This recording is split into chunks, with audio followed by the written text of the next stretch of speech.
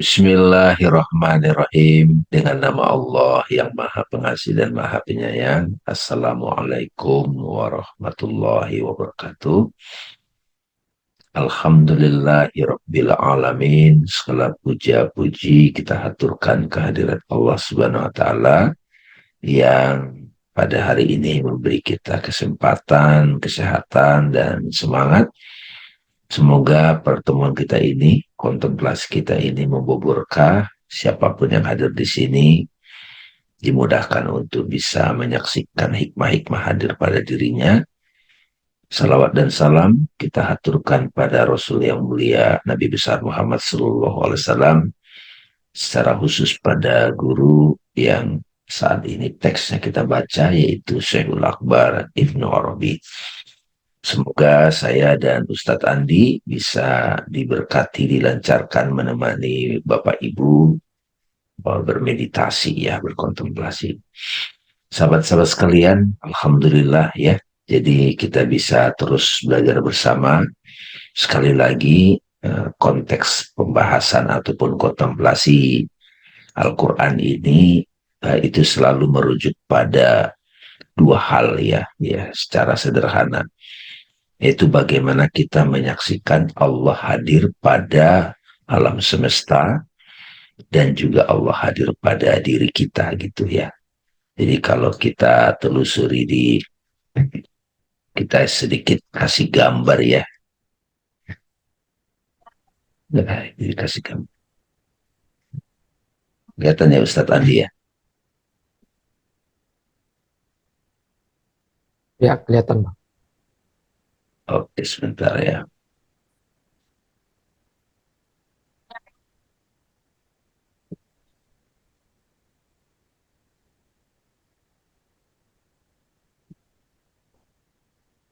Ya, kalau sedikit saya kasih gambar pada teman-teman untuk mengingatkan, ya, kelihatan ya. Jadi Allah Subhanahu wa taala sebagai sang wujud, sang real yang melampaui fisik, metafisik, itu hadir di alam semesta ya, sebagai makrokosmos dan juga hadir pada diri manusia. Nah, ini suka populer diungkapkan para guru, ayat yang sangat menekankan ini, yaitu surat Fusilat ya. Sanurihim ayatina fil afaki wa fi anfusihim hatta yatabayana lahum annahul haq awalam yakfir bi rabbika annahu ala kulli syai'in syahidan. Kami akan memperlihatkan kepada mereka tanda-tanda kami gitu ya, di alam ini, di segenap penjuru cakrawala afaki dan pada diri mereka sendiri anfus, sehingga jelaslah bagi mereka bahwa itu, di balik tanda-tanda itu adalah al-haq. Tidak cukupkah bagi kamu bahwa sesungguhnya Tuhanmu ya, rohmu gitu ya, rohmu menjadi penyaksi atau saksi atas segala sesuatu gitu. Jadi kita mau menyaksikan Allah hadir di balik semua peristiwa pada diri kita, di ufuk. Nah, Al-Quran itu sebagai teks menyimpan itu. Nah, karena dia adalah kuntu kanzan makhfian ya. Aku adalah harta terpendam dan aku senang untuk dikenal. Aku menciptakan ciptaan agar aku dikenal gitu ya. Makanya untuk menyaksikan Tuhan mau tidak mau mengenal diri kan. Mengenal diri. Jadi semua yang ada di teks Al-Quran itu pasti ada kejadiannya pada diri kita dan seluruh keberadaan diri kita. Nah, kemarin pertemuan sebelumnya kita sudah membahas surat Al-Mutaffifin ya, Mutaffifin ya, yang artinya orang-orang yang curang gitu. Nah, di situ diawali dengan penjelasan orang-orang yang curang itu dalam hal perdagangan ya, perdagangan. Kecelakaan besarlah bagi orang-orang yang curang ini yang bertransaksi dalam perdagangan, yaitu orang-orang yang apabila menerima takaran dari yang orang lain, mereka meminta dipenuhi, dilebihkan, dicukupkan. apabila mereka menakar atau menimbang untuk orang lain, mereka kurangi gitu. Nah, ini penggambaran dari kita mau enak di kita aja gitu. Nah, di sini ternyata apalal muta'affifin ini bukan terkait hanya perdagangan, tetapi sikap kita yang selalu merasa lebih dari orang. Terus kalau memuji orang itu merendah sisi buruknya aja pokoknya melihat orang itu rendah gitu ya. Nah, sekarang kita akan membahas surat ayat 12 ya. Jadi surat berapa sih? 83 teman-teman. Silakan buka Al-Qur'annya masing-masing. Dan sekarang kita minta Ustadz Andi Alfi membaca teksnya dan menerjemahkannya sehingga nanti kita bisa lihat hakikatnya dalam konteks kehidupan kita. Silakan Ustadz Andi. Terima kasih Bang Dan. A'udzubillahi minasyaitonirrajim. Bismillahirrahmanirrahim. Allahumma israh li sadri wa yassir li amri wahlul 'uqdatam min lisani liyafqahu qawli. Assalamualaikum warahmatullahi wabarakatuh. Kita lanjutkan pada ayat 12 dari surah Al-Mutaffifin.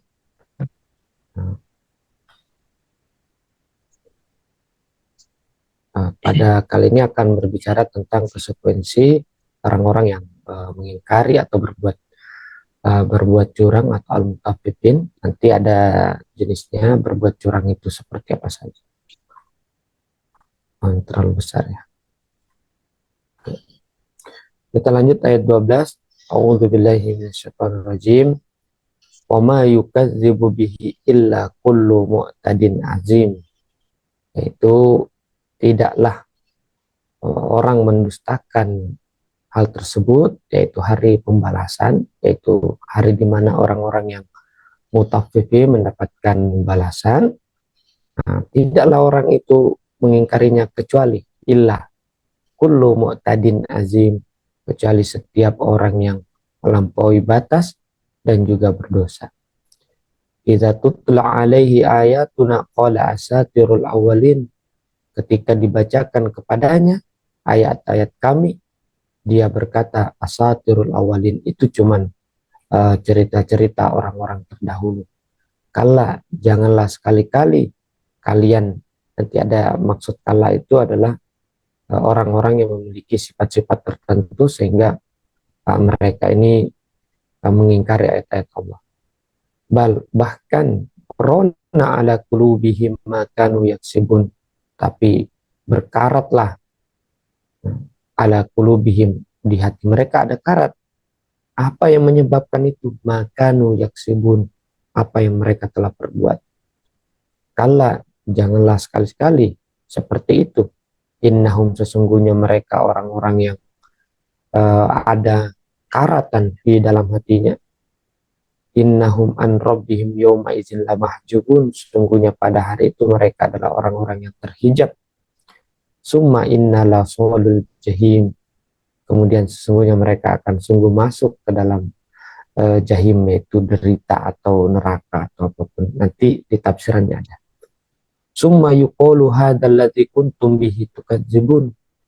Nah, kemudian dikatakan inilah yang kalian telah perbuat atau telah kalian dustakan apa yang kalian dapatkan. Kala, sesungguhnya, janganlah sekali-sekali seperti itu. Inna kitabal abraril lafi iliyin, sesungguhnya kitab orang-orang yang baik atau orang-orang yang taat atau orang-orang yang patuh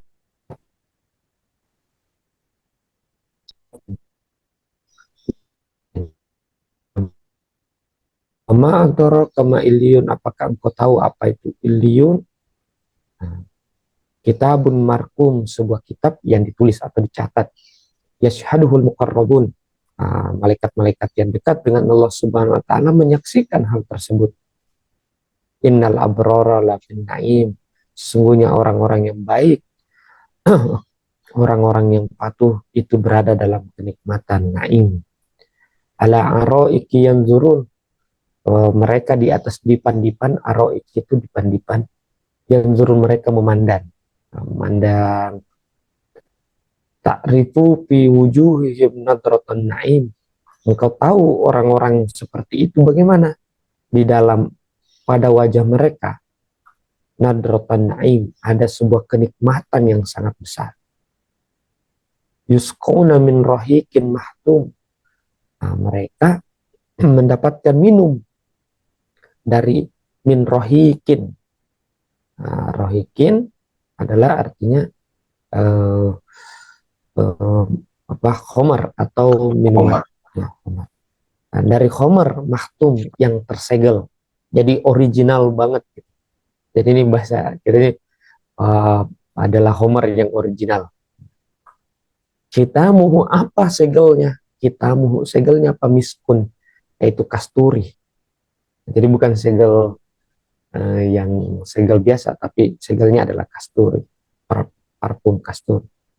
Wabidzalika, oleh karena itu, falyatanafisul mutanafisun, maka hendaklah setiap orang itu berlomba-lomba untuk mendapatkan hal tersebut. Yaitu berlomba-lomba menjadi orang yang baik, karena mereka akan duduk di dipan-dipan dan memandang, melihat pemandangan, wajahnya berseri-seri karena kenikmatan, mendapatkan minum mendapatkan minum berupa anggur yang masih tersegel lagi. Ya, itulah sampai ayat 26. Shadaqallahul aliyul azim wa shadaqar rasulul karim. Kita lanjutkan bagaimana tafsirannya. Dimulai dengan ayat maaf saya salin 26. Wa ma yukadzibu bihi illa kullu mu'tadin. Tidaklah orang yang mengingkari hari pembalasan itu kecuali orang yang mu'tadin, orang yang melampaui batas. Apa itu mu'tadin? Mujawazatut turil fitrah insaniyah. Nah, mu'tadin itu adalah orang yang melampaui fitrah kemanusiaan. Sudah pada pertemuan sebelumnya dalam surah An-Syiqaq, Fitrah, saya sudah jelaskan sedikit makna fitrah, bahwa fitrah itu membelah.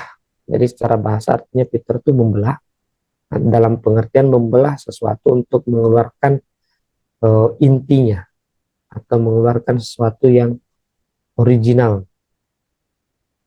Bitajawuzi haddal adalati ilal ifrat wa tafrid bil af'alihi. Jadi orang yang melampaui fitrah itu adalah orang yang melampaui batasan keadilan, cenderung kepada ifrat. Nah, di sini ifrat adalah tidak melakukan yang seharusnya dilakukan. Buat tafrid, atau tafrid adalah melakukan sesuatu yang seharusnya tidak ia lakukan. Dengan bahasa sederhananya, ifrat itu kurang, tafrid itu berlebihan. Jadi orang yang melampaui batas itu adalah tidak sampai pada tujuan. Kalau orang yang tafrid melewati batas tujuan, mungkin kita kaitkan dengan ayat sebelumnya, orang yang berlebihan dalam memuji atau kurang dalam memuji, tidak pas, mengurangi, dan juga orang yang tafrid melebih-lebihkan apa yang ada. Inilah orang yang melampaui batas. Adapun yang dimaksud dengan azim atau orang yang berdosa, yaitu orang-orang yang terhijab dengan dosa-dosa dari pola perbuatan. Jadi orang yang terhijab itu, orang yang berdosa itu orang yang terhijab dengan pola-pola perbuatan. Dalam pengertian pola perbuatan yang dia miliki sudah tidak bisa lagi berubah. Tidak bisa lagi dia kontrol, tidak menjadi master daripada perbuatannya. Tapi pola itu yang menguasai. Nah, ini ada sedikit saya gambar-gambar. Mudah-mudahan kelihatan. Jadi manusia punya 3 kecenderungan dalam melakukan perbuatan. 1 tafrid, berlebih. 1 adalah, yang ini yang harus kita pilih, adalah pas. Nah, kemudian ifrat, kurang. Nah, yang dicelah di sini adalah tafrid dan juga ifrat, berlebih dan kurang. Nah, ini porsinya pas, makanya seperti makan, minum, ya kalau porsinya pas itu baik. Kemudian orang berdosa itu apa? Mendustakan hari pembalasan. Apa itu mendustakan hari pembalasan? Cirinya manusianya ifrat dan tafrid. ifrat kurang, tafrit berlebih. Nah, orang berdosa adalah yang terhijab dengan sifat-sifat dari perbuatan. Selanjutnya ayatnya mengatakan, kalla, janganlah sekali-kali engkau apa? Yaitu roda'ah an hateni rozilaten, yaitu teguran terhadap dua sifat kurang baik tadi. Yaitu Allah mengatakan jangan sekali-sekali bersikap ifrat dan tafrit, berlebih dan kurang. Nah, ayat selanjutnya balrona ala qulubihim ma kanu yaksibun. Bahkan rona berkarat ala qulubihim, ada karat di hati mereka, makanu yaksibun, karena apa yang mereka lakukan. Soros soda'a alaihi birusuh, kemudian mulailah hal tersebut mengarat. Dengan apa? Birusuh, karena mengakar hal tersebut. Wa qadara jauharuha, dan kotorlah batin mereka. Kemudian rain, apa itu di sini? Kemudian ada catatannya, rain atau rona, ini kata kerjanya. Rona, rain itu kata bendanya. Kalau rain, karat itu apa? Yaitu haddun. Ada yang namanya penghalang. Jadi karat itu adalah penghalang min tarakumi dzanbi, karena banyaknya dosa. Banyaknya dosa, ala dzambi, dosa, kemudian datang lagi dosa. Warusuhihi, dan mengakarnya dosa. Tentu dosa di sini pengertiannya tidak dalam pengertian bahwa perilaku yang tidak baik yang terus terulang-ulang sehingga menjadi sebuah pola. Kemudian dan mengakar wa tahaqqaqa indahu al-hijab.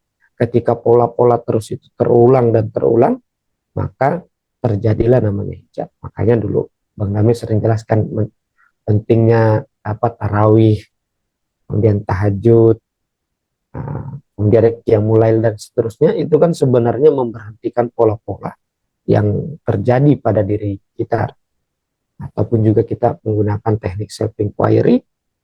Itu pola-pola yang bagaimana kita berhenti dari pola-pola yang ada. Wa inggala qalbabul maghfirah, ketika karatnya atau bentengnya itu besar, maka tidak sulit sekali datang maghfirah. Tentu maghfirah dalam pengertian dapat datang petunjuk. Oleh karena itu berkata, kalla, janganlah sekali-kali kalian seperti itu. Innahum, sesungguhnya mereka, an rabbihim yauma idzil lamahjubun, sesungguhnya pada hari itu ketika mereka berkarat hatinya, maka mereka sungguh terhijab dari Tuhan mereka. Kenapa? Li'imtina'i qabulil qulubihim linur, karena hati mereka itu tidak bisa menerima nur, cahaya. Wa imtina'i audi ilal safa'il awal, karena sudah berkarat tidak bisa lagi kembali kepada kesucian yang pertama, al-fitri, yang fitrah, seperti kalma'il kibriti, masalah seperti air belerang. Idza lawar uriqah usuida lama roji'a ila tabi'atil ma'iyah. Kalau air belerang itu dibersihkan, dijernihkan, itu tidak bisa kembali kepada air murni, air murni yang dingin, karena memang substansinya susah. Nah, itu ibarat orang yang hatinya sudah penuh dengan karat. Bihilapil ma'il mushan, itu berbeda dengan air yang dididihkan. Kalau air dididihkan kan air itu memang berubah menjadi mendidih, panas, tapi bisa kembali lagi ke normal. Istihalat kaifiyatuhu dunat tabi'ah, dia berubah kualitasnya tapi tidak berubah tabiatnya atau dasarnya. Innal kitabal abrari lafi illiyin, sesungguhnya catatan orang-orang yang baik itu berada dalam illiyin. Kitab apa itu? Ma kutiba min suwaril a'mali suada, yaitu apa yang ditulis dari bentuk-bentuk perbuatan orang-orang yang baik, orang suada, orang yang bahagia. Wa ahai'atin nufusihim nuraniyah, yaitu juga dicatat yaitu pola-pola jiwa mereka yang nuraniyah, yang bercahaya. wa malakatihim, dan juga pola-pola perbuatan mereka yang al-fadilah, yang utama atau mulia. Nah, ini berbeda dengan yang awal, si jin, yang lawan dari orang-orang pujar adalah abror, yang orang-orang pada sebelumnya. Si jin itu tempat orang-orang yang pujar berbuat jahat. Kitabun markum, yaitu kitabun markum adalah catatan yang ditulis. Markum itu apa? Itu mahallus syarif rukima biswaril amalihim, itu sebuah tempat yang mulia yang dicatat pola-pola atau bentuk perbuatan mereka. Yashhaduhul muqarrabun, malaikat-malaikat dekat itu menyaksikannya. Yahduru zalika mahal ahlul lahil khossah min ahli tauhidisat. Jadi yang mana mereka, jadi malaikat melihat orang-orang yang baik itu karena kenapa? Mereka adalah ahlullah, lebih tinggi posisinya daripada malaikat. Malaikat menyaksikan mereka. Mereka adalah ahli tauhid zat. Mereka berasal dari orang yang sampai kepada tauhid zat. Mungkin pada pertemuan berapa kami sudah menjelaskan pembagian tauhid ada 3, ada af'al, sifat, dan zat. Innal abror, siapa itu abror? Orang-orang yang baik atau orang-orang yang patuh, orang yang taat. Suada al-atqiya, mereka orang-orang bahagia, dan atqiya, orang-orang suci. Ya tentu orang-orang yang baik itu orang-orang yang hatinya bersih, pasti bahagia. Nggak ada orang yang menderita hatinya orang itu baik. Pasti orang menderita itu orang yang bukan berarti orang mengalami penderitaan itu orang jahat, enggak, tapi menderita. Beda antara menderita dengan penderitaan. Nah, mereka adalah orang-orang yang suci daripada sifat-sifat nafs atau sifat-sifat daripada nafsu. Lapin naim, sungguh mereka dalam yang namanya naim atau berada dalam kenikmatan. Min jinanil sifat wal afal, mereka dalam kenikmatan menikmati sifat-sifat Allah dan juga afal Allah subhanahu wa ta'ala. Ala aroiki, mereka di atas dipan-dipan. Apa itu dipan-dipan? Ya maqamatuhum minal asma'ililahillah. Nah, itu adalah makom-makom nama-nama Tuhan. Mereka sudah menguasai nama-nama Tuhan, bukan lagi terkuasai. Tiba-tiba berubah nama Tuhan kepada mereka. Mereka berganti, tapi mereka sudah di atas makom asma Tuhan. Nah, di alamil quds al-hopi anil a'yanil insi, yang mana tidak ada yang mampu melihat posisi itu. Yang zurun, tapi mereka abror ini di dipan-dipan ini, mereka memandang ila jami'il maroti bil wujud. Orang-orang yang berada di abror ini melihat kepada seluruh keberadaan. Ya memang orang kalau berada dalam kondisi tinggi mampu melihat kepada sesuatu yang lebih rendah. Yusyahiduna ahlal jannah wan nar, mereka menyaksikan penduduk atau penghuni surga dan neraka. Kalau orang abror, wa ma hum fihi minan na'im wal azab, dan mereka melihat apa yang di dalam surga dan neraka berupa kenikmatan dan azab. La tahjubu hijaluhum syai'an, posisi mereka tidak bisa terhijab dari apapun karena ketinggian mereka. Tapi tahjubul agyaru anhum, tapi orang lain terhijab dari mereka. Nah, kemudian ta'rifu fi wujuhihim nadratan na'im.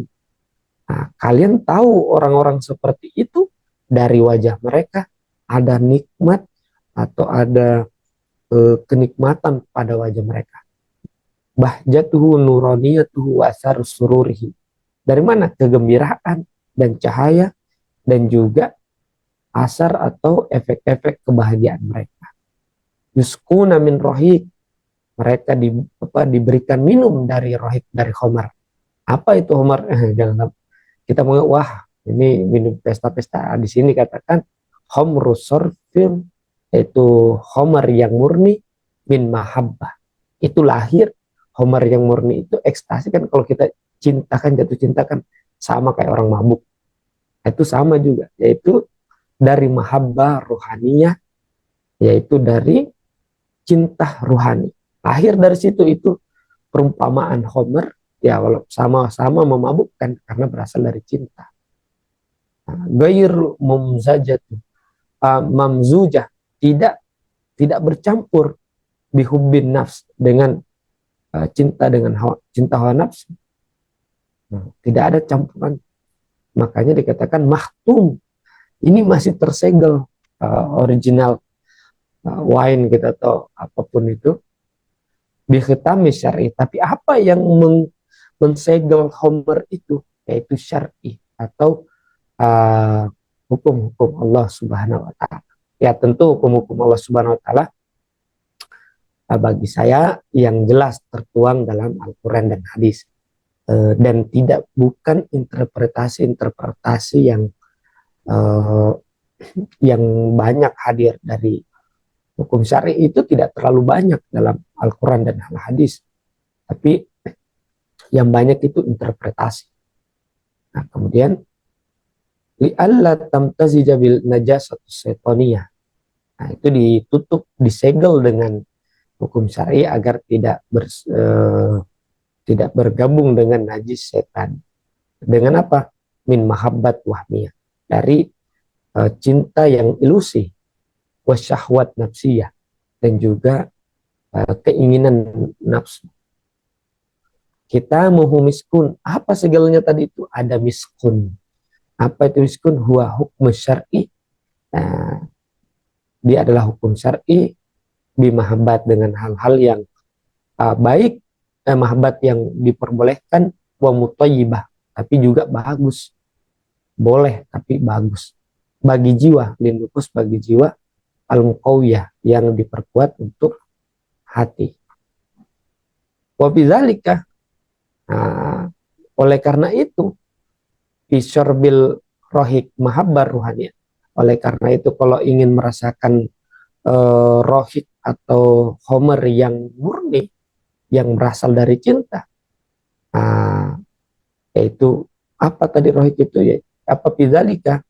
Oleh karena itu, dalam meminum rohik, yaitu dalam meminum homer yang murni itu, yang berasal dari mahabbar ruhani, yang berasal dari cinta yang bersifat ruhani, asorpi yang murni, tapi biqayyid syariah, tapi diikat dengan syariat, awal lazzatuha sofiyah, dan kelezatannya yang murni, fal yatanaffasil mutanaffizun, maka hendaklah orang berlomba-lomba untuk sampai kepada hal itu. Kenapa? Fa innahu a'azzu min kibrit al-ahmar. Sesungguhnya homer yang murni itu lebih mulia daripada permata yang merah. Nah, insya Allah ini sudah selesai dari ayat 16 sampai ayat 12 sampai 26. Kita dengarkan bagaimana penyikapannya dari Bang Dame. Pada Bang Dame saya persilakan.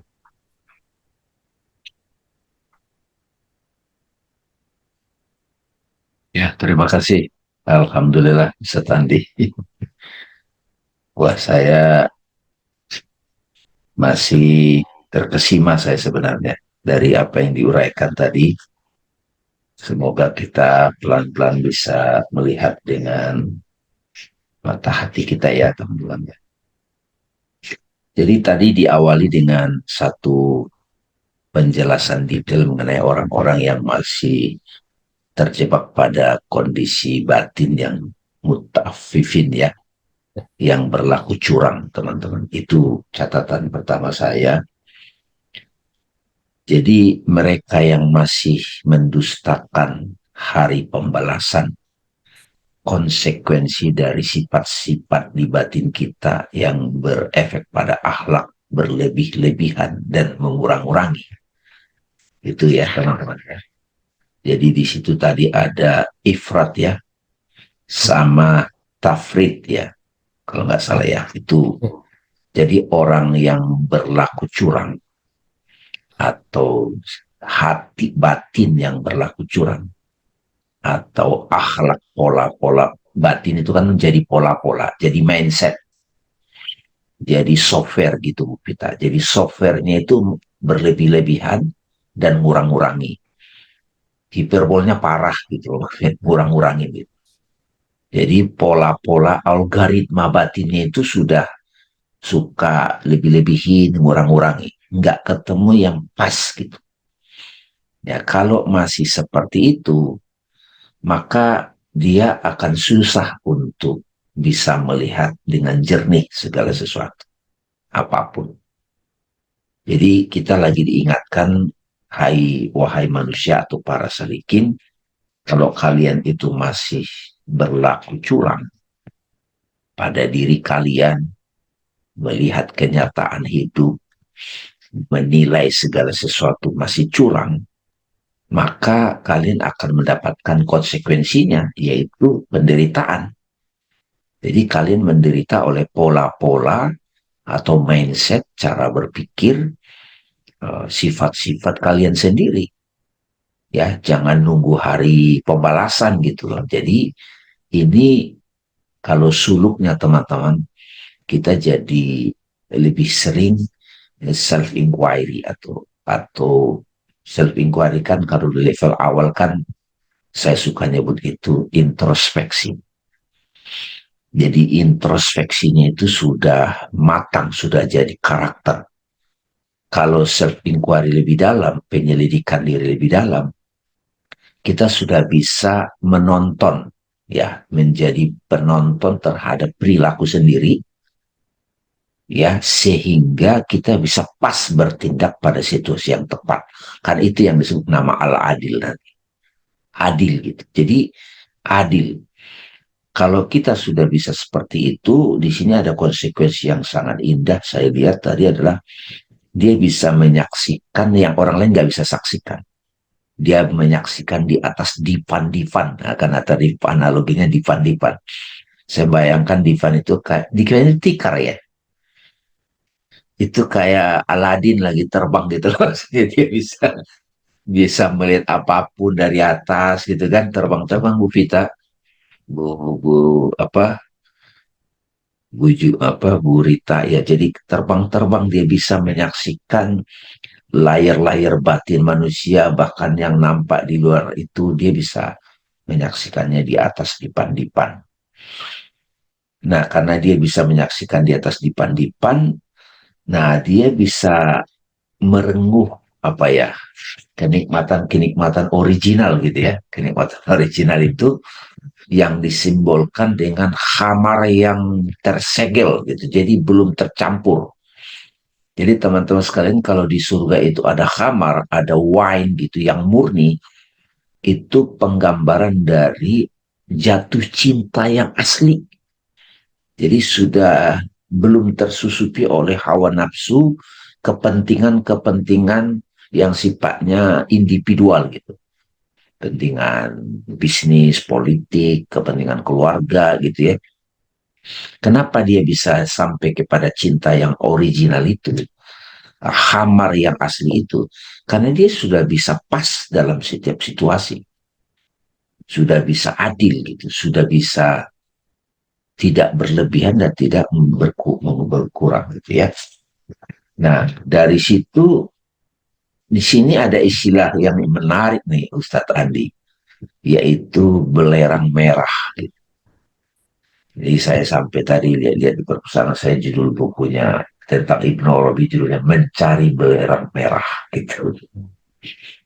Jadi orang yang sudah bisa ya mereka diberi khamar murni kan. Tapi di sini ada ulasan dari Ibnu Arabi tadi ya, belerang merah ya. Bisa tadi ya. Iya bang. Ya. Jadi, nah orang-orang yang sudah mencapai cinta murni itu diistilahkan juga dengan belerang merah, al-kibrat al-ahmar gitu ya. Ya. Al-kibrit al-ahmar adalah lambang kesadaran rohani seseorang yang sangat tinggi dan berharga. Belerang merah sangat langka tapi dicari karena bisa mengubah logam biasa menjadi emas murni. Menemukan syekh, nah, seringkali diumpamakan sebagai menemukan belerang merah gitu. Jadi menemukan seorang syekh atau seorang guru yang sudah menjadi wali Allah, itu disimbolkan dengan menemukan belerang merah yang tadi dia sudah bisa melihat di atas dipan-dipan gitu ya. Dia sudah bisa apa namanya tadi uh, minum khamar yang murni gitu ya. Nah, seperti halnya belerang merah bisa mengubah logam menjadi emas. Begitu pula seorang guru syekh yang ini dengan izin Allah mengubah orang menjadi berhati mulia gitu. Nah, Ibnu Arabi sendiri digelari belerang merah oleh para pengikutnya. Nah, saya baru ngerti nih malam pagi ini nih. Oh, ini buku ini rupanya tentang seorang syekh ya Ibnu Arabi sebetulnya ya. Belerang merah yang kadang-kadang kan kita lihat orang itu jahat nakal begitu dia ketemu seorang syekh, ketemu seorang guru belerang merah tadi. Tiba-tiba dia mengalami transformasi gitu. Ya jadi yang tadinya sangat buruk perilakunya berhati emas gitu. Gitu kira-kira teman-teman. Jadi uh, nanti kita bisa diskusikan lagi ya teman-teman. Saya ingin mengulang lagi kalau kita merujuk pada ayat tadi ya. Saya baca terjemahan yang ada di buku teman-teman. Tidak ada dan tidak ada yang mendustakan hari pembalasan itu melainkan setiap orang yang melampaui batas lagi berdosa. Yang melampaui batas yang dan lagi berdosa itu orang yang mutafifin. Ya betul ya Ustaz Andi ya. Yang apabila dibacakan kepada ayat-ayat kami, ia berkata ini hanya dongeng-dongeng orang terdahulu. Jadi dia tidak terlalu tertarik pada ayat-ayat itu bukan maksudnya dibacakan secara lisan ya, ditampakkan, diperlihatkan kepadanya. Gitu. Sekali-kali jangan gitu dong, kalah gitu. Sebenarnya apa yang selalu mereka usahakan itu menutup hati mereka. Jadi pola-pola mereka itu menutup mereka gitu. Sekali-kali sesungguhnya mereka pada hari itu benar-benar berhalang melihat Tuhan. Mereka terhalang sampai karatan ya gitu ya. Kemudian sesungguhnya mereka benar-benar masuk neraka gitu. Kemudian dikatakan kepada mereka inilah ajab yang dahulu selalu kamu dustakan. Gitu. Jadi ini kan suka diingatkan di Al-Quran. Kejadiannya itu seolah-olah terjadi nanti teman-teman. Justru ayat ini datang ke kita, jangan terjadinya nanti setelah tubuh kita berakhir. Tapi kita suka periksa saat kita melakukan tafakur atau meditasi atau introspeksi tadi qiyamul lail memberi waktu pada diri sendiri kan taraweh kan istirahat gitu ya taraweh itu istirahat jadi memberi waktu pada diri sendiri sekali-kali sesungguhnya kitab orang yang berbakti itu tersimak ini kan ada orang yang patuh ya jadi ini tiba-tiba lompat dijelaskan Al-Quran setelah diulas orang-orang curang tiba-tiba lompat kalau orang yang berbakti nggak begitu gitu ya Ustadz ya. Siapakah orang-orang yang berbakti itu, yang patuh itu, yang dia dapat kitab ini ya, Iliin ya, Ya, Iliin. Nah, kitab Iliin itu adalah rekaman perbuatan orang-orang yang baik, yang dekat dengan Tuhan, disaksikan oleh malaikat gitu. Nah, malaikat itu sekali lagi teman-teman kecerdasan dalam diri kita. Kecerdasan rohani dalam diri kita, algoritma mereka itu masih di bawah dari orang-orang yang berbakti ini. Sesungguhnya orang-orang berbakti itu benar-benar berada dalam kenikmatan yang besar gitu. Mereka duduk di atas dipan-dipan sambil memandang. Saya bayangkan ini gini Ustadz Andi. Ketika kita melihat konflik terjadi di keluarga itu. Mereka yang sudah jadi masuk ke kitab Ali ini, Ili ini kan. Mereka kan sudah bisa melihat pola-pola kan dia bisa menjadi pengamat yang sangat jernih gitu. Saya suka bercanda nih, tapi ini pribadi ya kita ya. Kalau saya lagi di mall, misalkan suka banyak orang sibuk, tuh, apalagi bulan puasa ya Bu ya, itu sibuk mau buka puasa. Kita nggak ikutan yang sibuk gitu. kita menjadi pengamat gitu. Menjadi pengamat dalam situasi itu, kita bisa melihat jiwa-jiwa orang, kita juga bisa melihat jiwa-jiwa kita yang bereaksi. Ada bagian, ada diri kita, kesadaran diri kita yang lebih kontemplatif, itu bisa menyaksikan di hari atas dipan-dipan. Jadi itu ada kenikmatan tersendiri tuh.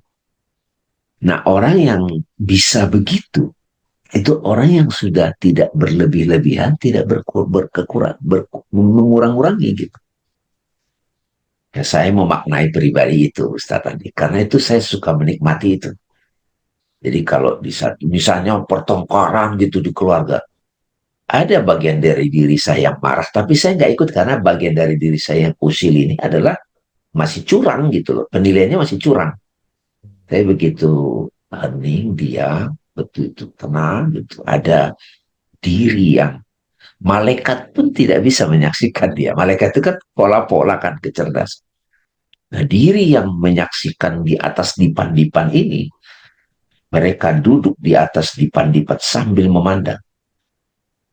Kamu dapat mengetahui dari wajah mereka kesenangan hidup mereka yang penuh. Nah, itu nikmat banget.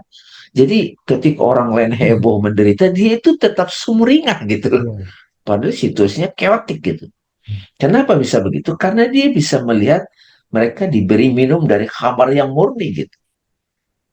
Karena dia melihat semuanya itu cinta yang murni gitu. Gitu. Layaknya kesturi gitu kan. Dan untuk yang demikian, hendaknya kita berlomba-lomba gitu, untuk dapatin itu. Jadi, nah itu catatan saya teman-teman. Semoga teman-teman bisa mulai membawanya dalam konteks kehidupan sendiri. Kalau kita masih belum bisa mengatasi ya atau melampaui sifat curang kita. Saya nyebut mindset, pola-pola ya, software batin masih suka curang. Yang kedua, perilakunya juga curang. Nah, itu susah tuh mendapatkan melihat dari atas dipan-dipan. Itu susah. Pancing aja kita ngomong seseorang, dia langsung kepancing. Karena dia tidak bisa melihat dengan pas gitu. Gitu, silakan ditambahin Ustaz Andi. Catatan saya itu tadi yang secara spontan. Iya, Pak. Terima kasih banyak. Ini ayat apa yang kita baca ini sebenarnya relate banget dalam kehidupan sehari-hari. Bahwa stay sebagai seorang abror itu stay sebagai intis, stay di dalam kedamaian. Jadi menghadapi dunia atau melihat berbagai persoalan, dia melihatnya dengan jernih, tidak merendahkan siapapun, tidak melebih-lebihkan siapapun, tapi mengambil itu sebagai sebuah tanggung jawab. Ketika itu yang dilihat, jadi kan kalau kita dalam sebuah masalah, misalnya biasa saya alami, kadang kita membawanya ke arah baper. Gitu. Aduh, misalnya dikritik nih, yang benar-benar baper, tidak mengambil substansi gitu. Dia nggak bisa melihat substansi atau tidak bisa melihat rohik tadi, Homer yang murni itu. Dia Ya, terjebak pada personifikasi menjadi A atau B. Jadi nggak bisa menjadi orang abror. Kalau orang abror sudah pasti stay selalu sebagai jernih karena melihatnya lebih luas. Nah, itu karena pikirannya tenang. Nah, itu bang dari teman saya. ya ini menarik juga nih teman-teman. Kalau kita dikritik, kita baper, itu kan jadi mengurang-urangi kan. Terus kalau kita dikritik, wah kita lihat juga serang balik, nah sama gitu. Jadi tadi dari kemarin sampai sekarang udah banyak uraian tentang al-muta'affifin. Jadi batin atau orang-orang yang curang. Kalau sekali-sekali ingat ya, ada pembalasan loh. Kamu jangan terus di situ loh, gitu. Tuhan, kamu jangan terus di situ. Ayo, ayo gitu. Karena kalau kamu sudah bisa melampaui itu, nanti kamu menjadi ketemu dengan belerang merah gitu. Atau bisa menyaksikan dari dipan-dipan gitu. Saya melihat dipan-dipan itu kayak posisi yang sangat santai gitu menghadapi kehidupan, kan kayak apa, tempat santai, tempat rehat. Jadi dia melihat dari sisi rehat gitu, melihat orang itu melihatnya dari sisi santai, atau mungkin dia mengerti bahwa semua akan berubah kok gitu. Nah, ada lagi nih, kalau kita dikritik nih, kalau kita masih curang batinnya dikit, itu tersinggung, baper, atau marah. Tapi kalau orang yang sudah melihat dari dipan-dipan, di atas dipan-dipan, dia dikritik, dia bisa melihat itu khamar yang murni gitu. Ya, ya. Gitu ya. Dia bisa melihat. Jadi itu teman-teman, cintanya itu belum tersusupi oleh hawa nafsu. Gitu. Gimana ya? Teman-teman, ada pertanyaan? Silakan dikontemplasi, diresep-resepin gitu. Sehingga ayat ini betul-betul mulai teraktualisasi dalam kehidupan kita.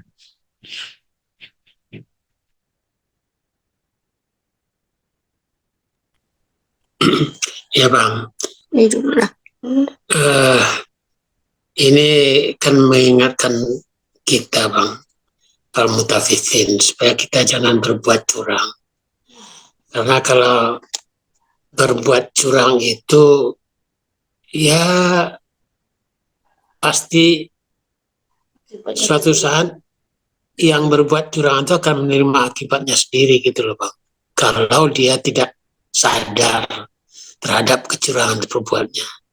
Jadi bisa kecurangan itu bertambah-tambah sehingga menambah tinggi tempat dia jatuh kalau dia tidak.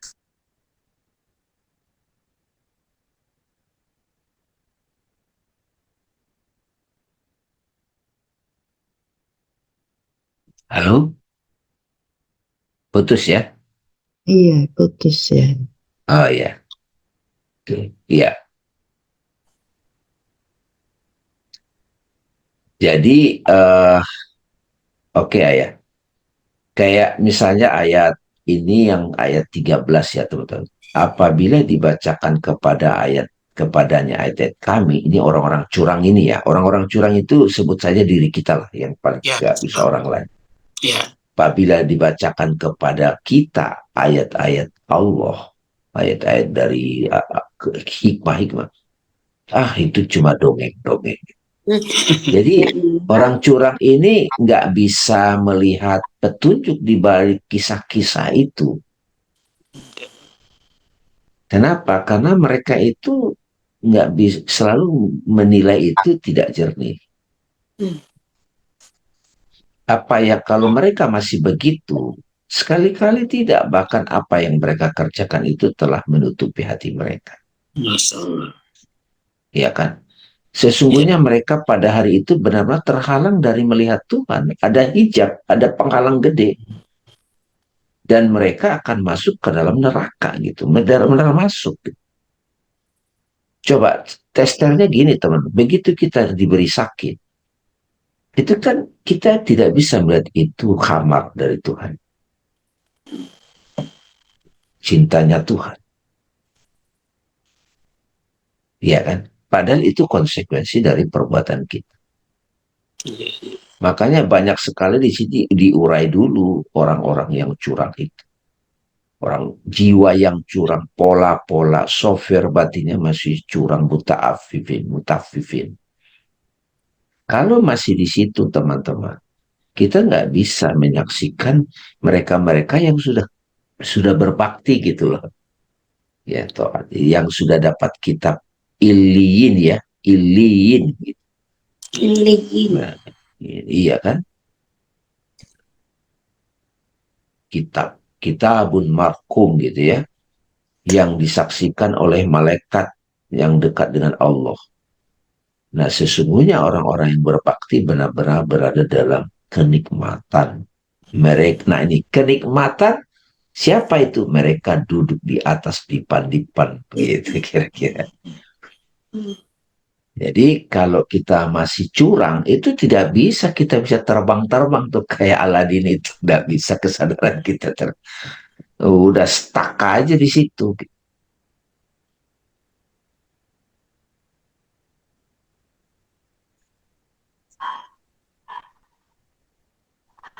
Mereka setiap ada kejadian kamu dapat mengetahui dari wajah mereka kesenangan ibu yang penuh nikmat gitu.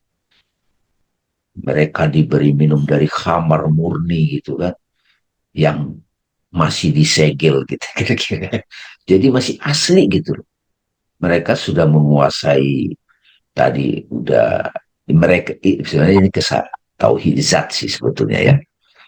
Tauhid zat teman-teman. Mereka yang sudah tahu esensi dari semua ini tauhid zat emang bisa sih jadi penyaksi. Tadi Bu Wijayanti nanya tentang belerang merah ya. Iya, Bang Nah, Dame. ini disimbolkan mereka yang sudah bisa melihat di atas dipan-dipan itu ya, ya istilahnya itu belerang merah. Ini sampai jadi satu buku novel bagus nih tentang Ibnu Arabi ya, Itu mencari bukunya belerang merah. Bang Dame. Ada di Tokopedia ada. Oke, Ibu oke. ketik aja mencari belerang merah. Iya, iya. Oke, Bang Dame. Itu. Jadi Ibnu Arabi di masa hidupnya itu suka mencari belerang merah dan dia juga belerang merah sebetulnya. Iya, Belerang iya. merah itu simbol seseorang yang bisa, kalau kita ketemu belerang merah itu kita bisa berubah yang tadinya logam biasa jadi emas murni ya gitu kira-kira. Ya kalau misalnya di sini tiba-tiba kita ikut ini kita jadi tadinya logam biasa jadi emas murni kan kita udah ketemu belerang merah tuh gitu. Iya. Bang Dame Jadi sama Ustaz. terjadi transformasi dalam diri kita gitu. Saya juga ingat itu, kok bisa ya orang bejat itu tadinya bejat, tiba-tiba dia jadi baik sekali berubah karena dia ketemu seorang bijak berubah gitu total. Nah, ini dikasih gambaran kan. Baik, Bu Pita nggak ada nih. Ya, makasih Bang Dambe, Ustadz Andi. Ada sedikit, Bang. Eh, kan kalau tadi ya hijab-hijab itu atau karat-karat yang kalau kita ketemu atau mendapatkan belerang merah jadi menjadi yang murni lagi. Tetapi dalam prosesnya, Bang Ustadz, kalau pas kita pada saat tadi ya kontemplasi juga seolah-olah mungkin di dipan, tapi sebenarnya kita tidak menikmati apa yang kita lihat pada diri kita sendiri. Misalnya katakan melihat orang yang polanya A, B, C, tapi reaksi kita terhadap A, B, C tersebut beda-beda. Ada yang kita reaksinya positif, ada reaksinya negatif. Nah, ketika reaksi kita negatif itu, kita tidak suka dengan reaksi negatif kita. Karena kok kita jadi kayak begitu ya, kok kayak kayak kita kayak seperti orang itu sendiri juga gitu.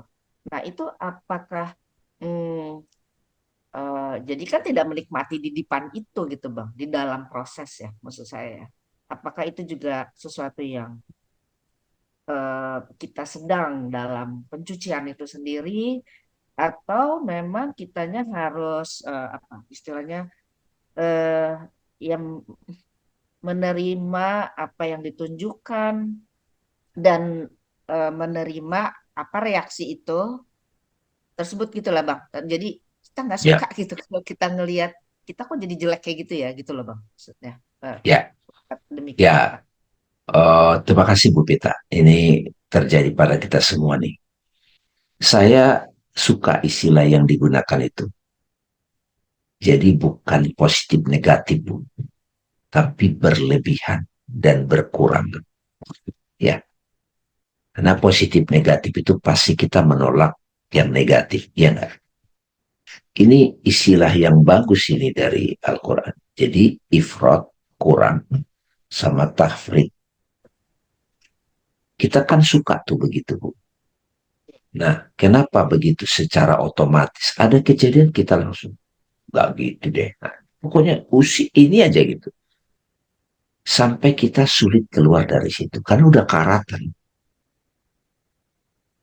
Nah, salah satu solusinya kan kita bertemu sama belerang merah kan, sehingga dia bisa transformasikan kita jadi, kita tadinya logam biasa menjadi murni lagi, kembali ke fitrah kan tadi. Puasa Ramadan itu adalah proses kita untuk puasa, menahan diri sampai kosong dari sifat-sifat yang palsu, baik dari cara berpikir, cara berkata, bertingkah laku, sehingga kita kembali ke fitrah. Kenapa bisa terjadi? Karena tiap malam kita rehat, istirahat, taraweh. Bukan tarawih doing sekedar doing, betul-betul tersediakan waktu, karena kita tahu saya nggak mau nunggu hari pembalasan setelah kiamat wusta saya baru sadar diri. Jadi kalau itu sudah dilakukan, ya kita dapat nuzulul Quran juga, kita jadi tahu diri kita. Jadi kalau kita masih tidak suka sama diri kita, perbuatan kita itu, kita belum bisa melihat kamar murni di situ. Saya suka bilang ketika orang sudah bisa tertawa dan tersenyum lepas ketika dia melihat kesalahannya di masa lalu, dan dia sudah bisa melihat bagaimana Tuhan sangat mencintainya dengan dia dijatuhkan, dikasih sakit. Nah, dia sudah dapat tuh, dia sudah bisa melihat dari atas dipan-dipan. Dia tidak malu lagi dengan cerita itu. Karena dia sudah bisa melihat dari atas divan. Dan dia cirinya apa? Mukanya sumringah. Udah nggak ada beban dengan itu. Iya kan? Tapi bukan, Jadi, tapi bukan berarti itu tidak peduli kan ya? ya kan dia sudah mahir pas, Bu. Mm-mm. Dia sudah mahir pas tadi yang dikasih Ustadz Andi, apa namanya, Bagan itu. Ada berkurang, berlebih. Dia sudah biasa. Setiap saat dia sudah mulai bersikap pas dalam situasi tepat. Kenapa bisa begitu? Karena dia bisa melihat esensi. Marahnya pas. Ngeritiknya pas gitu. Kalau diamnya pas gitu. Itu kan benar-benar praktek latihan setiap hari. Jadi kalau karunia yang bisa kita saksikan adalah memang kalau dia sudah sampai pada keheningan, kekosongan murni atau tauhid zat, itu lebih mudah tuh begitu. Tapi kan dikasih tahu dulu, Bu, jalannya itu kan melalui perilaku-perilaku yang nampak, sikap-sikap yang kita lihat sehari-hari. Misalnya seorang wali, kita lihat dia marah, kita ngeritik, kita tersinggung. Padahal dia marahnya pas, Bu.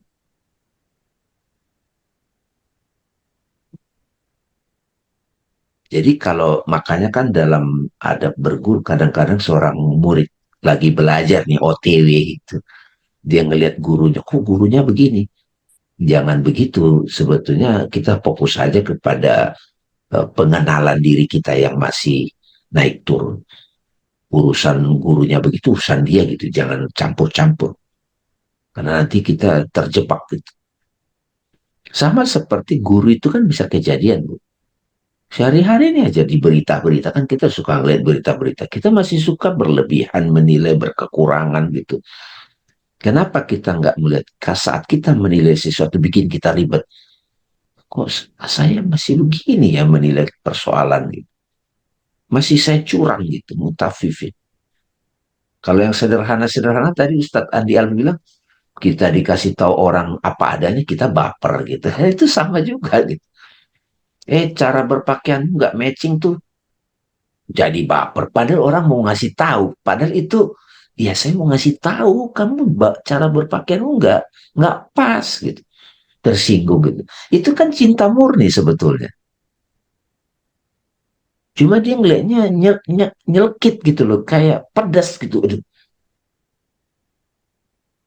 ini contoh sederhana gitu, contoh seharian. Tapi juga Nah, bukan kita yang bukan kita yang menilai bahwa apakah pas atau tidak, kita juga nggak tahu ya Bang ya. Atau kita memang akan mendapatkan mendapatkan sinyal itu sendiri juga, oke udah pas kalau kayak begini, marah pun marah pas gitu. Apakah itu akan kita dapat sinyal itu sendiri juga ya Bang? Pasti, karena yang marah itu bukan lagi ego kita. Ego ya, oke. Bukan lagi ego kan. Ya. Tapi orang lain menyebut marah, tapi dari sisi kesadaran rohani itu bilang, nggak, ini memang harus terjadi. Ini kan sebenarnya Bu, pada waktu kita baca begini, kita kan kayak masuk ke ruang-ruang batin kita kan. Karat-karatnya kita lihat, hijab-hijabnya yang masih tebal kita sadari, malaikat-malaikat kita lagi bekerja gitu. Tapi juga ada bagi diri kita yang diri murni, yaitu fitrah itu sudah di atas dipan-dipan. Nah, sehari-harinya pengejauhan tahannya seperti apa? Makanya tadi saya kasih contoh, saya lagi jadi ngeh di Ustadz Andi Alfi. Kalau lagi di mana, kan ada orang kan, kebayangin ya Bu Vita, kalau orang lagi arisan kan, ibu-ibu kan dandan habis dong misalnya kan. Dandan habis kan berarti dia mau diperhatiin dong. Tahu-tahu nggak ada yang merhatiin. Ah, itu ribet sendiri tuh. Tapi ada orang dia pas aja cara berpakaian. Dia nggak pingin menonjol, dia bisa mengamati jiwa-jiwa orang. Kayak dia ngeliat, kayak terbang-terbang deh, kayak Aladin gitu tuh. Menyelami jiwa orang. Tapi karena dia tidak menilai berlebihan, berkekurang, pas aja. Sehingga dia melihat itu satu orkestra jiwa yang sangat menarik gitu. Senyum-senyum sendiri dia.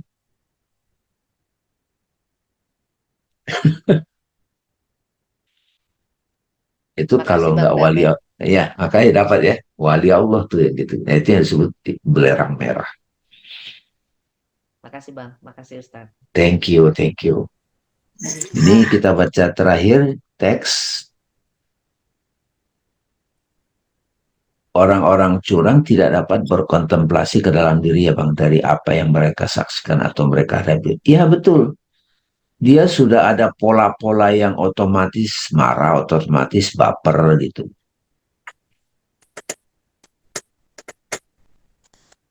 Ya betul Bu Yanti. Jadi kalau sudah sampai pada kekosongan murni, sudah belerang merah, sudah bisa secara pas ngerit. Iya betul, betul. Gitu. Bang, Ya silakan. ya, jadi sub kita yang bisa merasakan bahwasanya diri kita ini sudah pas atau tidak, berarti kita sadar bahwa apa yang dari Allah itu semuanya baik, gitu Bang ya. Ya betul. Jadi sakit kan dari Allah juga. Ya. Oke, kita protes. Saya juga sering sakit juga pada kalau lagi sakit. Tapi sudah tidak apa ya, ya sakit aja gitu, nggak banyak protes gitu. Menerima. Kalau iya menerima, oh iya konsekuensi, sehingga lebih cepat melihat dari atas dipan. Oke. Ya itu maksud saya. Jadi, oh ya kayak kita meditatif melihatnya, ayah. Oh, saya sakit karena ini. Terus kita lihat jiwa kita kadang masih, tuh Tuhan kok ini berkeluh kesah, halus tapi ada jiwa yang buta, tapi ada diri kita yang tetap tenang menyaksikan itu. Itu yang saya maksud.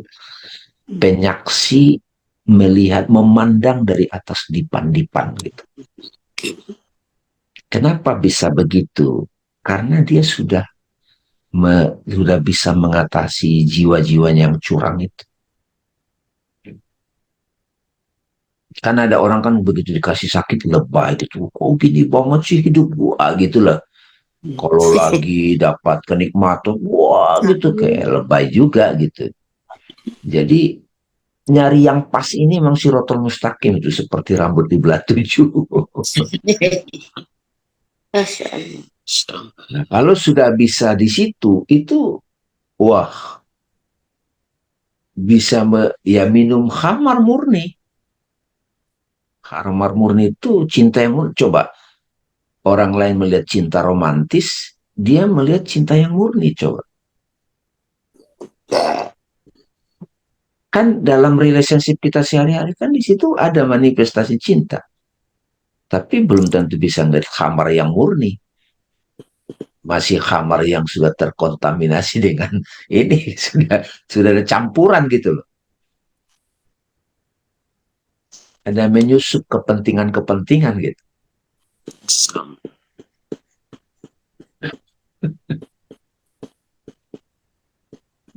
Iya kan? Ya, Oh, saya mencintai anak saya, tapi padahal attachment gitu.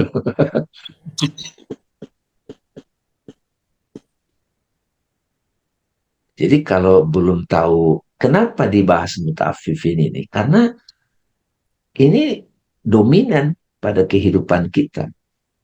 Sifat curang, cara berpikir curang, perilaku curang. Kalau dalam konteks kalau yang lebih gede lagi ya di politik, di hakim, pemimpin, wah itu banyak sekali.